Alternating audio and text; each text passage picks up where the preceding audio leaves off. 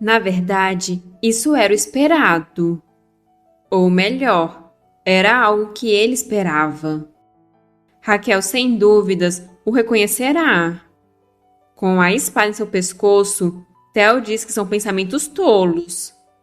Sangue espirra, conforme a espada rasga a carne. Com um estranho sorriso psicótico, Theo deixa a espada cair. Logo em seguida, ele cauteriza o ferimento com seu fogo roxo. Isso vai ser o bastante. Eles devem dizer que ele perdeu sua voz devido ao ferimento. Arthur pediu que ele nunca mais fizesse isso e mandou trazerem bandagens. No fim, o que aquela pirralha disse era verdade. O destino dele é morrer sozinho. Se ele não conseguisse assumir a responsabilidade até o fim, nunca deveria ter mostrado aquelas emoções para ela. Claro, um completo idiota. Theo diz que não precisa de tanto, até porque não resta muito tempo a ele. Raquel apresenta aquele que teve a maior contribuição naquela guerra, o comandante da Força Mercenária Menas. As pessoas olham conforme aquele imponente homem se aproxima. Parado em frente à duquesa, ele se curva levemente.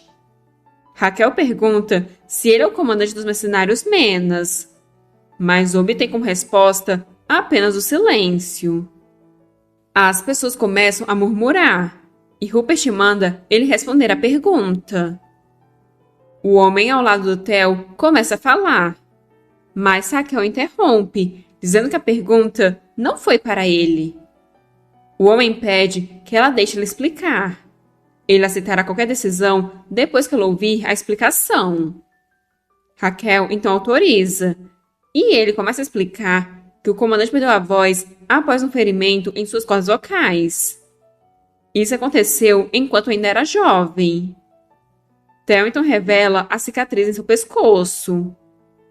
Rupert pergunta por que ele não mostra respeito e tira o elmo.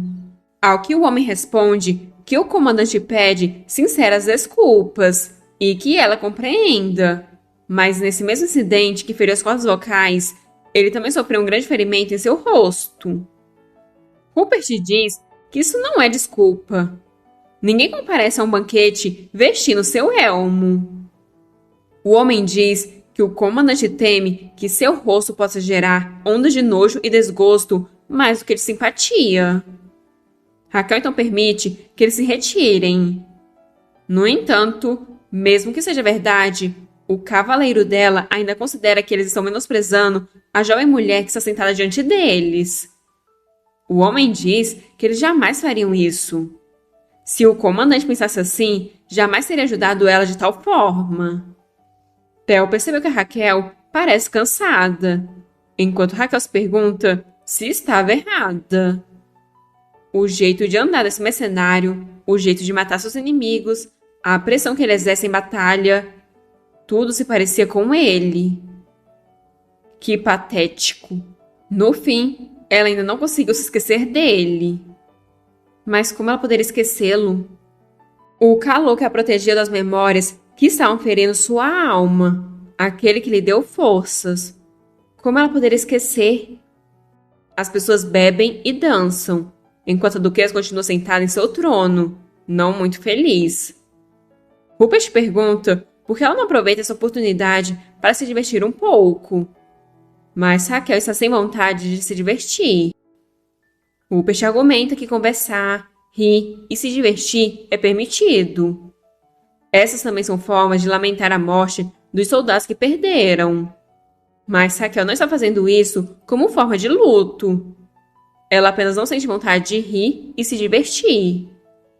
A duquesa então pergunta se ele conseguiu localizar o Duque Herisman, mas a resposta é negativa. Como todos os civis no Ducado Herisman são forçados a se juntar ao exército, eles estão levando algum tempo para encontrar os inimigos reais. Raquel comenta que tudo deve estar um caos, o que Rupert confirma. Todas as ordens, grupos e estados dentro do ducado entraram em colapso, tornando ainda mais difícil encontrar vestígios do duque. Eles estão protegendo os civis depois de identificá-los e persuadi-los para o lado deles. No entanto, que tal ela deixar o trabalho de lado por hoje? Raquel tenta dizer alguma coisa, mas acaba apenas se desculpando. Uma figura então vem à mente dela, o comandante dos mercenários. Ela então diz que irá se retirar primeiro, pois está cansada. Rupert pede para acompanhá-la, o que ela permite. Já em seu quarto, Raquel pega uma taça de vinho. Desde que essa guerra se iniciou, ela pegou o costume de beber todas as noites. Ela está com muita saudade da Liz. Raquel fecha os olhos e, quando abre, vê um espectro da Liz mais velha na sua frente. Ela reconhece que não é um bom hábito depender tanto de álcool, mas essa guerra está destruindo ela por dentro. Se ela não beber, a mente dela fica consumida pela guerra. Mas ela sabe que precisa diminuir a quantidade. De repente, ela começa a ouvir os barulhos da festa e percebe que a porta está aberta. Ela acabou indo sem avisar, então a Anne não teve tempo de arrumar o quarto. Raquel começa a andar em direção à porta e então decide ir para o lado de fora. Essas agora são memórias nebulosas. Estava acontecendo uma guerra naquela época e ela foi até aquele quarto. Quando ela se virou, Theo estava atrás dela. Ela não estava sozinha naquele dia. Ela tinha alguém para estar ao lado dela. Alguém igual aquele cavaleiro negro, ao lado do homem que contém a noite. Então, a duquesa sorri brilhantemente para o homem em pé lá embaixo. E depois, ela se joga nos braços daquele cavaleiro. Em um dia do passado, Raquel estava resolvendo umas coisas. Até que, por fim, ela consegue terminar todo o trabalho do dia. Ou isso era o que ela pensava, pois logo ela vê um monte de papéis em cima da mesa e percebe que esqueceu de pedir para o Marcos ficar com aquela parte. Ela já está há tanto tempo só cuidando do trabalho que não quer ficar mais nem um único segundo no escritório. Então ela cogita pegar aquela papelada e só largar lá, já que a sala de arquivos é ali do lado. Assim, com o plano traçado, ela arregaça as mangas, pronta para pegar aquela pilha de papéis. Só que tem tantos papéis que o nó se solta. E nisso, Theo, que estava dormindo ali, acaba acordando e pergunta o que ela está fazendo. Raquel explica que está tentando tirar aquilo dali. Theo suspira, mas acaba se levantando. Raquel diz conseguir, então ele não precisa ir ali. Ele pode voltar a dormir. Theo manda ela deixar disso e dar aquilo para ele. Raquel ficou desolada por estar fazendo um convidado trabalhar assim. E Theo pergunta se ela acha mesmo que conseguiria levar tudo aquilo com aqueles braços. Raquel não entendeu qual o problema com seus braços. Sem dúvidas, ela consegue levantar coisas muito mais pesadas do que aquilo. Theo diz que para ele, parece que os braços dela estavam prestes a se quebrar. A duquesa disse que é claro que não. E Theo acrescentou que a pele dela é fina e delicada demais para carregar coisas também. Raquel argumentou que a pele dele também é. E Theo perguntou se ela sabe quantas pessoas trabalham com ele para manter a pele dele assim. Raquel questionou se são pessoas que operam milagres. E Theo respondeu que não pode receber tratamento de um sacerdote. Raquel comentou que então tudo fica ainda mais impressionante. Theo colocou os papéis sobre a mesa e Raquel agradeceu. Ela já acabou o trabalho, então pergunta se ele gostaria de ir com ela encontrar a Liz. O clima está tão bom que eles podiam caminhar um pouco juntos. Vendo a Raquel toda radiante, Theo só pôde concordar. A duquesa perguntou se ele trouxe outras roupas e ia sugerir algo, mas ele a cortou, dizendo que se ela está pensando em dar alguma roupa para ele vestir, a resposta é não. Raquel diz que ele sempre usa preto e pergunta se não está na hora de experimentar outra coisa. Mas, direto como sempre, Theo responde não querer. Virando o rosto, Raquel diz que só porque ela estava pensando em dar de presente a ele. Agora ela precisa achar outra coisa para dar a ele. Theo esboça um sorriso e fica corado. Mas voltando para o momento atual, o peso do corpo da duquesa faz o Theo se desequilibrar e acabar caindo com ela em seus braços. Raquel percebe que ele está tremendo e se pergunta se é porque ela o surpreendeu ao se jogar lá de cima. Assim, ela joga a culpa na bebida, apesar de nem ela saber se isso é o suficiente para justificar ela ter pulado. Por que ela fez isso? Ela poderia ter se machucado. Mas antes de tudo, ela precisa agradecê-lo. Ela começa a falar, mas antes que consiga terminar, ele a pega no colo. Raquel pede para ele colocá-la no chão, pois ela está bem, enquanto ele se machucou por pegá-la daquela altura. Ela bebeu um pouco, então está um pouco avoada. Assim ela pergunta se ele poderia soltá-la antes que alguém a veja. O cavaleiro então a solta, o que é um alívio para Raquel. Até em um momento como esse, ele não soltou um único som, nem palavras, sons de surpresa, murmúrios, nada. Parece que o ferimento é mesmo verdade. Mas Raquel não consegue parar de duvidar.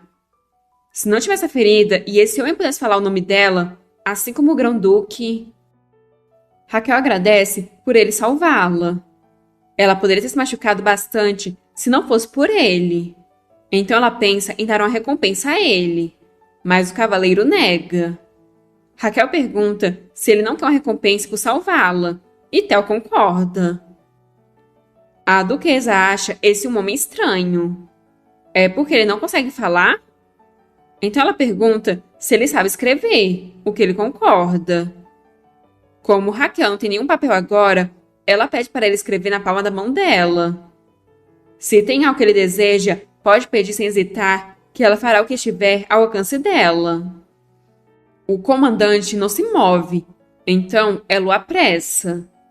Assim, com a ponta dos seus dedos, ele começa a escrever nada. Nada. E ele ainda falou de forma informal. O Império Castro é um império fortemente influenciado por sua nobreza. Quanto mais nobre a pessoa é, mais autoridade e mais monopólios ela terá dentro do império. Literalmente tudo muda conforme seu status.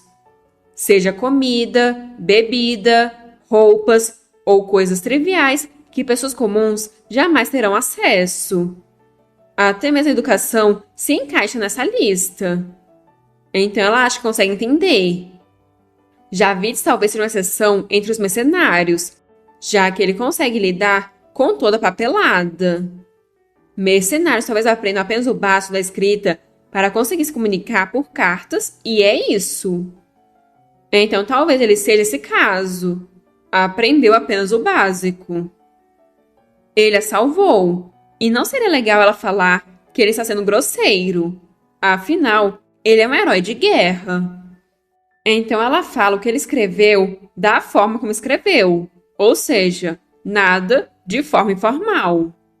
Ele fica em silêncio por um tempo, processando tudo, até que por fim percebe o que fez. Raquel entende que ele quer a mão dela de novo, então ela volta a estender. Ele começa a escrever algo novamente. Dessa vez ele escreveu "Não quero nada, obrigado", sendo extremamente formal. Raquel percebe que ele realmente aprendeu só o básico. Ao menos, esses são os pensamentos simplistas dela. Ela diz que já que é assim, então ela irá considerar isso apenas como um ato de consideração, o que ele concorda. Então, eles apenas ficam encarando um ao outro em silêncio. Raquel não entende porque ele continua olhando para ela. Se parece tanto com o Theo. Por que ela continua vendo o Grão-Duque através desse homem? Raquel então diz que vai se retirar primeiro e pede para ele considerar apenas que ela estava bêbada. Ela não deveria estar ali. Ela tem que parar, se afastar. Com a continuidade da guerra, facções neutras começaram a se juntar ao exército do príncipe herdeiro, deixando a guerra mais fácil no sentido de mais tropas e isolando ainda mais a facção do imperador. Isso tudo graças ao Duque Nois, que, graças aos rumores sobre o imperador se espalhando em todo o império, ele se adiantou e persuadiu os nobres das facções neutras. Raquel disse que, se ela falhasse, o duque seria julgado por ter se aliado a ela.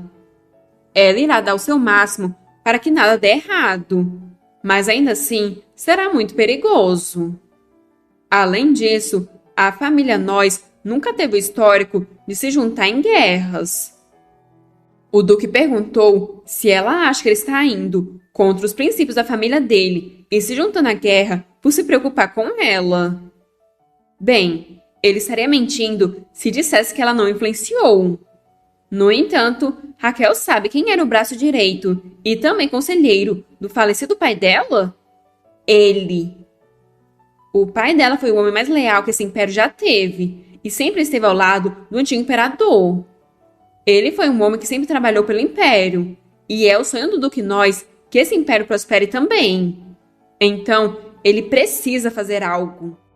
Eles não podem fugir do que precisa ser feito. Raquel fecha os olhos e os abre determinada. O número de soldados chegou a dezenas de milhares agora, e esse é o local atual deles, o Império Castro, mais especificamente o Castelo Imperial. Raquel pergunta para o príncipe o que ele acha. Ele diz que é difícil de descrever. O olhar dele mudou. Ele finalmente se decidiu, o que é bom. Raquel manda ele olhar. Todas as pessoas dentro daquele castelo são cidadãos do Império. Devido a todo o terror e exploração do atual imperador, essas pessoas são pobres almas cansadas do medo da guerra. O povo está esperando por ele. Os aliados do imperador estão todos fugindo ou sendo mortos por eles. E o imperador atual está escondido em algum lugar. Então, por que ele não entra no palácio e se torna o novo sol daquele império? Quase um ano se passou desde que Raquel deixou seu lar.